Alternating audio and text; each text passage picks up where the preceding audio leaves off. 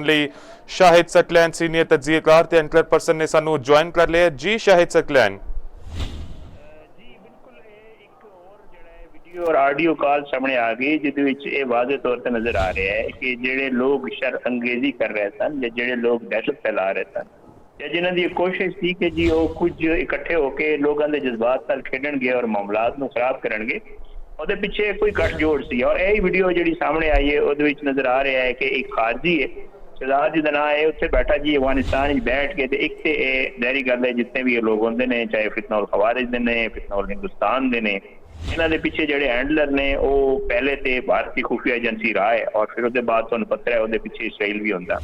तो इन्होंने सारिया ने जोड़ा एक गठजोड़ किया होया और यह बह के इन्हों की कोशिश होंगी कि पाकिस्तान जोड़ा वो हालात खराब किए जाए। यही होया जोड़ा आज़ाद कश्मीर तुहानूं वेखण नूं मिल रहा है। ਉਹਦੇ ਵਿੱਚ ਇਹਨਾਂ ਦੀ ਬਾਕਾਇਦਾ ਤੌਰ ਤੇ ਸਬੂਤ ਦੇ ਤੌਰ ਤੇ ਚੀਜ਼ ਸਾਹਮਣੇ ਆਈ ਕਿ ਜੀ ਉਹ ਜਿਹੜਾ ਖਾਰਜੀ ਹੈ ਉਹ ਜਿਹੜਾ ਜਿਹੜੀ ਕਲਅਦਮ ਐਕਸ਼ਨ ਕਮੇਟੀ ਹੈ ਉਹਦੇ ਨਾਲ ਰਾਬਤੇ 'ਚ ਵੀ ਹੈ ਔਰ ਉਹਦੇ ਇਲਾਵਾ ਉਹ ਉਹਨਾਂ ਦੇ ਬਿਆਨੇ ਨੂੰ ਵੀ ਸਪੋਰਟ ਕਰ ਰਿਹਾ। ਔਰ ਇਹ ਬਿਆਨੀਆ ਕੀ ਹੈ? ਬਿਆਨੀਆ ਜਿਹੜਾ ਹੈ ਉਹ ਭਾਰਤੀ ਤਹਿਰੀਰ ਕਰਦਾ ਜਿਹੜਾ ਹੈ ਉਹ ਬਿਆਨੀਆ ਹੈ ਜਿਹਨੂੰ ਅਫਗਾਨਿਸਤਾਨ ਬੈਠ ਕੇ ਤੇ ਉਹ ਡੀਲ ਕਰ ਰਿਹਾ ਔਰ ਗੱਲਾਂ ਕਰ ਰਿਹਾ। ਔਰ ਉਹਦੇ ਵਿੱਚ ਉਹ ਵਾਜ਼ੇ ਤੌਰ ਤੇ ਜਿਹੜਾ ਹੈ ਉਹ ਕਹਿ ਰਿਹਾ ਕਿ ਜੀ ਇਹ ਪਾਕਿस्तान ਤੋਂ ਆਜ਼ਾਦੀ ਲੈਣਾ ਚਾਹੁੰਦੇ ਨੇ ਜਿਹੜੇ ਐਕਸ਼ਨ ਕਮੇਟੀ ਵਾਲੇ ਨੇ और वो कह रहे हैं कि जी पाकिस्तान की रियासत के हवाले जी आइंदा पेशरफ से वो असरात जो भी सारे के सामने आ जाएंगे। तो ये एक्शन कमेटी के जिन्ने लोग ने कलअदम जी एक्शन कमेटी है तो उन्होंने जोड़ा एक आडियो कॉल भी सामने है जिद बदमनी फैलाण से इलैक्शन मुलतवी करने की जोड़ा गलबात भी कर रहे हैं और आज़ाद कश्मीर जोड़ा शरपसंदी लई कारकुनां नूं जमा करने की भी तरगीब दे रहे हैं।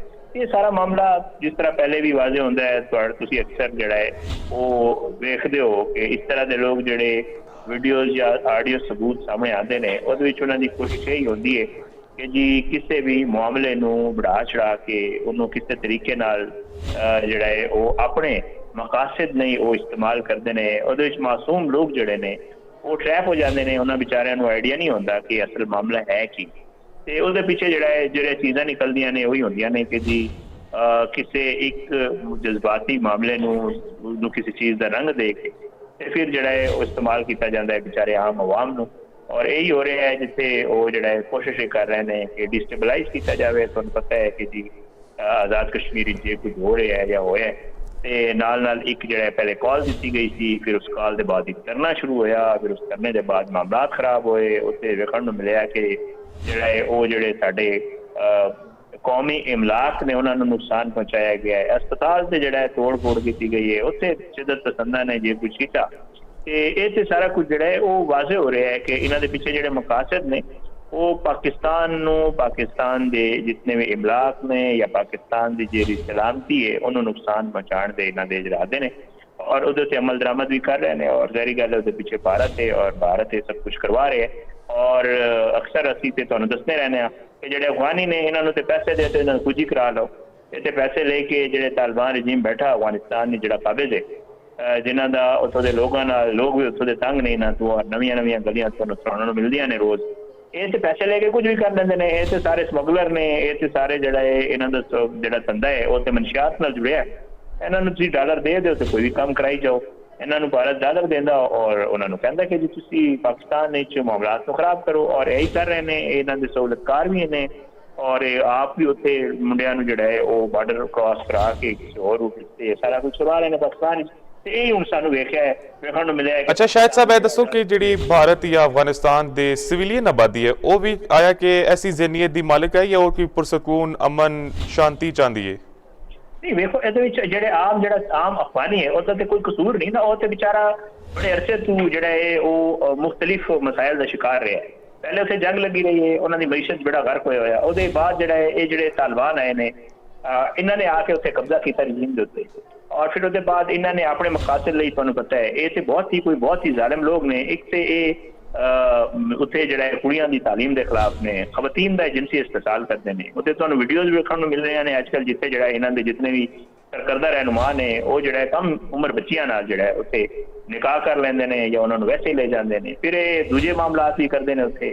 अच्छा नाल ये हैंडलर ते लोग जिहड़े ने ज़ाहिरी गल है लोग ते अवाम ते किसी भी मुल्क दी हुंदी ज़ाहिरी गल है ਉਹਦੀ ਅੰਦਰ ਜਿਹੜਾ ਹੈ ਉਹ ਲੋਕਾਂ ਦੇ ਅੰਦਰ ਤੇ ਆਪਣੇ ਮੁਲਕ ਨਾਲ ਮੁਹੱਬਤ ਵੀ ਹੁੰਦੀ, ਹੁਬਲ ਵਤਨੀ ਵੀ ਹੁੰਦੀ, ਔਰ ਉਹ ਚਾਹੁੰਦੇ ਨੇ ਕਿ ਜੀ ਮਾਮਲਾਤ ਮੁਲਕ ਦੇ ਠੀਕ ਹੋਣ। ਇਸ ਵਾਸਤੇ ਤੁਹਾਨੂੰ ਪਿਛਲੇ ਦਿਨ ਵੇਖਣ ਨੂੰ ਮਿਲਿਆ ਹੋਏਗਾ ਕਿ ਇੱਕ ਮੁੰਡੇ ਦੀ ਵੀਡੀਓ ਆਈ ਸੀ ਉੱਥੋਂ, ਜਿਸੇ ਉਹ ਜਿਹੜਾ ਹੈ ਉਹ ਸਾਡੇ ਪਾਕਿਸਤਾਨ ਦੇ ਫੀਲਡ ਮਾਰਸ਼ਲ ਸੈਯਦ ਆਸਿਮ ਮੁਨੀਰ ਸਾਹਿਬ ਨੂੰ ਰਿਕੁਐਸਟ ਕਰ ਰਿਹਾ ਸੀ ਕਿ ਜੀ ਵੇਖੋ ਤੁਸੀਂ ਅਫਗਾਨਿਸਤਾਨ ਦੇ ਮਾਮਲੇ 'ਚ ਸਾਡੇ ਨਾਲ ਇੱਥੇ ਬੜਾ ਜ਼ੁਲਮ ਹੋ ਰਿਹਾ ਹੈ, ਔਰ ਇੱਥੇ ਜਿਹੜਾ ਤਾਲਿਬਾਨ ਰਜੀਮ ਕਾਬੇ ਸੇ ਉਹ ਤੇ ਉੱਥੇ ਲੋਕਾਂ ਨੂੰ ਜੀਣ ਦਾ ਹੱਕ ਨਹੀਂ ਦੇ ਰਿਹਾ। ਜਿੰਨਾ ਵੀ ਪੈਸਾ ਕੋਈ ਫੰਡਿੰਗ ਜਿੱਥੋਂ ਵੀ ਆਂਦੀ ਜਾਂ ਜਿਤਨੇ ਵੀ ਉੱਥੇ ਪੈਸੇ ਦੇ ਮਾਮਲਾਤ ਨੇ ਉਹ ਸਾਰੇ ਆਪਣੇ ਕੋਲ ਰੱਖ ਲੈਂਦੇ ਨੇ, ਆਪਣੇ ਮਕਾਸਦ ਵਾਸਤੇ ਇਸਤੇਮਾਲ ਕਰਦੇ ਨੇ। ਤੁਸੀਂ ਵੇਖਿਆ ਕਿ ਪਿਛਲਾ ਵੀ ਜਿਹੜਾ ਤਬਦੀਲ ਹੋਇਆ ਸੀ ਰਜੀਮ, ਜਿਹਦੇ ਵਿੱਚ ਹਾਮਿਦ ਕਰਜ਼ਈ ਉਹ ਲੋਕ ਨੱਸ ਕੇ ਗਏ ਸਨ, ਉਹ ਹੈਲੀਕਾਪਟਰ ਲੈ ਗਏ, ਹੈਲੀਕਾਪਟਰਾਂ ਦੇ ਵਿੱਚ ਡਾਲਰਸ ਦੇ ਬੈਗ ਭਰੇ ਹੋਏ ਲੈ ਗਏ। ਇਹ ਤੇ ਜਿਹੜੇ ਉੱਥੇ ਬੈਠੇ ਹੁੰਦੇ ਨੇ ਆਮ ਆਵਾਮ ਦਾ ਤਾਂ ਕੋਈ ਸੋਚਦਾ ਨਹੀਂ, ਉਹ ਤਾਂ ਸਿਰਫ ਆਪਣੇ ਪਰਸਨਲ ਮਕਾਸਦ ਵਾਸਤੇ ਉੱਥੇ ਹੁੰਦੇ ਨੇ, ਔਰ ਉਹਨਾਂ ਨੂੰ ਪਤਾ ਹੈ ਕਿ ਜੀ ਅਸੀਂ ਇਸ ਮੁਲਕ ਤੇ ਕੁਝ ਲਾਣਾ ਨਹੀਂ। ਜਿੰਨਾ ਕੋਈ ਪੈਸਾ ਪੂਸਾ ਉਹਨਾਂ ਨੂੰ ਲੱਭਦਾ ਉਹ ਸਿਰਫ ਆਪਣੇ ਵਾਸਤੇ ਇਸਤੇਮਾਲ ਕਰਦੇ ਨੇ, ਲੱਲੇ ਤੱਲੇ ਕਰਦੇ ਨੇ, ਗੱਡੀਆਂ ਛੜੀਆਂ ਲੈ ਲੈਂਦੇ ਨੇ, ਬਾਹਰ ਕਿਤੇ ਕੋਈ ਆਪਣੀ ਪ੍ਰਾਪਰਟੀਜ਼ ਵਗੈਰਾ ਬਣਾ ਲੈਂਦੇ ਨੇ, ਇਸ ਤਰ੍ਹਾਂ ਦੇ ਮਾਮਲਾਤ ਕਰਦੇ ਨੇ। ਇਹੀ ਕੰਮ ਤਾਲਿਬਾਨ ਰਜੀਮ ਕਰ ਰਿਹਾ। ਤਾਲਿਬਾਨ ਰਜੀਮ ਵੀ ਉੱਥੇ ਪੈਸੇ ਲੈਂਦਾ ਦੂਜੇ ਮੁਲਕਾਂ ਤੋਂ, ਉੱਥੇ ਉਹਨਾਂ ਕੋਲ ਜਿਹੜਾ ਹੈ ਉਹ ਕਿਰਾਏ ਦੇ ਲੋਕ ਨੇ, ਉਹ ਪਕੜ ਕੇ ਜਿਹੜਾ ਹੈ ਆਸ-ਪਾਸ ਮੁਲਕਾਂ 'ਚ ਦਹਿਸ਼ਤਗਰਦੀ ਕਰਦੇ ਨੇ, ਆਸ-ਪਾਸ ਦੇ ਮੁਲਕਾਂ 'ਚ ਉਹ ਜਿਹੜਾ ਹੈ ਉਹ ਕੋਸ਼ਿਸ਼ ਕਰਦੇ ਨੇ ਡਿਸਟੈਬਲਾਈਜ਼ ਕਰਨ ਦੀ।